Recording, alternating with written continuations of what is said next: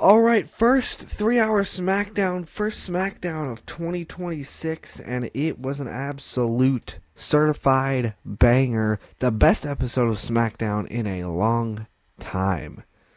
And oh boy, did it start off hot. The Miz started off by complaining and whining about how he wasn't in John Cena's last match, usual Miz stuff, and then out of nowhere, Randy Orton returns and aura farms a little bit in the ring before ultimately RKOing The Miz.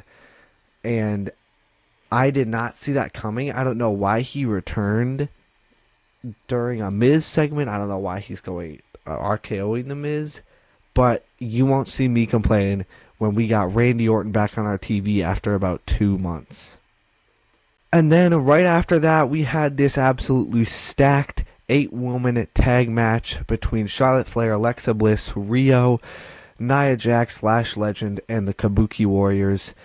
And it ultimately ended in Io Sky hitting the Over the Sky moonsault, pinning Kairi Sane, and it seems like they are starting the storyline of Asuka being like this abusive mentor again, and I like that because for some reason they just dropped that out of nowhere, and I think that storyline has a lot of potential, and I can't wait to see where it goes. Hi, Latte. What's up, dude? You like your new toy? Your new bone? You like that? What's up? I'm recording a video right now.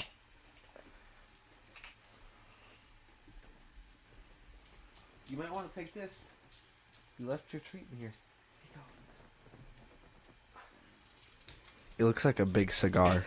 And we had Kit Wilson cutting a promo about toxic masculinity, usual Kit Wilson things. And then Matt Cardona returned to WWE, and he has officially been signed to the SmackDown roster as Matt Cardona. And he had a great match with Kit Wilson, ultimately picking up the win via pinfall. I thought this was a great match, and I think Matt Cardona is a great addition to the SmackDown mid-card that is much needed. And next, Randy Orton finally confronting Cody Rhodes, and when I saw him stare at that title, I was about to get so mad because I thought he wasn't going to mention it, and he was just going to menacingly stare at it yet again. But finally, after 2 years of him staring at the title like he's looking at his wife's ass, we finally are getting Randy Orton going after the undisputed WWE Championship after Cody's match with Drew McIntyre. Now that does kind of unfortunately spoil the ending for the match, because they wouldn't have this segment happen if Cody wasn't going to win. I'm still holding hope that Drew will win because I want him to win, but now I really don't think it's going to happen, unfortunately.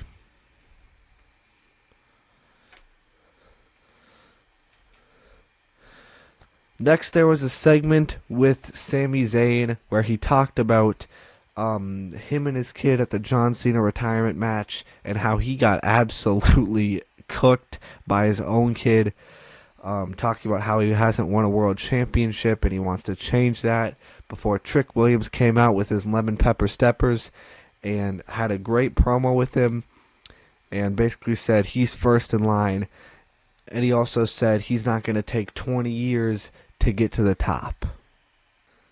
Sami Zayn basically said, you haven't been humbled yet, so I think your opinion will change when you do get humbled, and I'm willing to do that right now. Ultimately didn't have a match, but Trick Williams does have a match next week, which we'll talk about later. And by later, I mean right now. He had a backstage segment, Trick Williams had a backstage segment with GM Nick Aldis, SmackDown GM Nick Aldis, and Rey Fenix, and they had a little bit of trash talking, and they ultimately announced, that's not what I wanted to go to, they ultimately announced Rey Fenix versus Trick Williams in Berlin on SmackDown next week.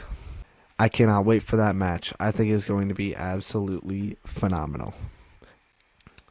Trick Williams SmackDown debut match. I cannot wait for that match. I think it is going to be phenomenal. Next, there was the champion Carmelo Hayes going against Johnny Gargano for the United States Championship. And they had an absolutely incredible match, as always, with Carmelo Hayes and Johnny Gargano. They always have amazing matches.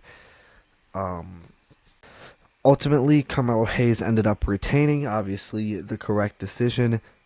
And in this backstage segment that Carmelo Hayes had with Ilya Dragunov after he retained the title, Ilya basically said that their feud is not over and they are going to have another match at some point in the future. And we also got confirmation that Carmelo Hayes will be continuing the United States Championship Open Challenge, which I am a huge fan of because that is the best thing on SmackDown. On this episode of SmackDown, there was supposed to be a match between Michin and Jade Cargill. However, Michin got injured during a live event, a shoulder injury, and was not able to compete. So that match obviously ended up not happening, unfortunately. Speaking of Jade Cargill, Jordynne Grace arrived to SmackDown, and Jade Cargill basically told her to stay off her brand. And she also interacted with Chelsea Green, and Chelsea in this segment basically said she was mentally unwell from watching the Stranger Things finale, and basically saying she wasn't going to be able to compete in tonight's match. Nick Aldis obviously knew that was a lie, and threatened to strip her of the title, and she obviously ended up competing. In the Women's United States Championship match between Chelsea Green and Julia actually ended up winning. A very low-quality photo, but it's the best I could find. So we have a new United States champion, and that is Julia. And I think that could be a good decision, but it also could just be a terrible reign, just like before. Just like her previous reign, just like Chelsea Green's reign, because there's no women in the mid-card on SmackDown besides Chelsea Green and Julia. Maybe Jordynne Grace can help be the solution to that problem, but I think you're going to need more than one other body in there. The Scottish Menace, Drew McIntyre, revealed the 3 stages of hell stipulations. The first one being a normal wrestling match, the second one being a street fight, and the third one, if it comes down to it, being a steel cage. Which I think honestly is one of the most boring 3 stages of hell matches you could pick. They should have had like a Hell in a Cell or like No Holds Barred, or something unique like a Buried Alive match, or an ambulance match, casket match, something unique. That's just my opinion, though. I'm still very excited for the match. And then Cody went back there to attack him because Drew McIntyre destroyed his picture with Dusty Rhodes, and he ended up actually being in the ring and ended up burning the picture of Cody and Dusty standing together. And that was absolutely incredible. I love how much Drew's trying to rage bait Cody into hitting him. He is doing a phenomenal job as a heel and playing his character absolutely perfectly. Cody obviously didn't end up hitting him, unfortunately, but still a fantastic segment nonetheless. And then we had the main event, the ambulance match between Damian Priest and Aleister Black, finally ending this 6-month-long feud.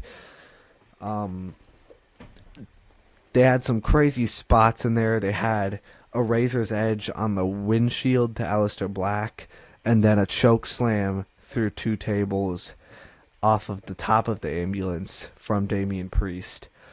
And Damian Priest did end up winning, and during the match, Zelina Vega tried to help Aleister Black by opening the ambulance doors for him, and Rhea Ripley was somehow in there, and took care of Zelina Vega, and Damian Priest was able to pick up the win. As far as next week for SmackDown, there's 3 confirmed matches so far. There's Drew McIntyre and Cody Rhodes for the 3 Stages of Hell for the undisputed WWE Championship. There is Rey Fenix versus Trick Williams. I almost said Carmelo Hayes for some reason. And there is the 8-man tag match between Eric Rowan, Uncle Howdy, Dexter Lumis, and Joe Gacy, Tonga Loa, Tama Tonga, Solo Sikoa, and JC Mateo.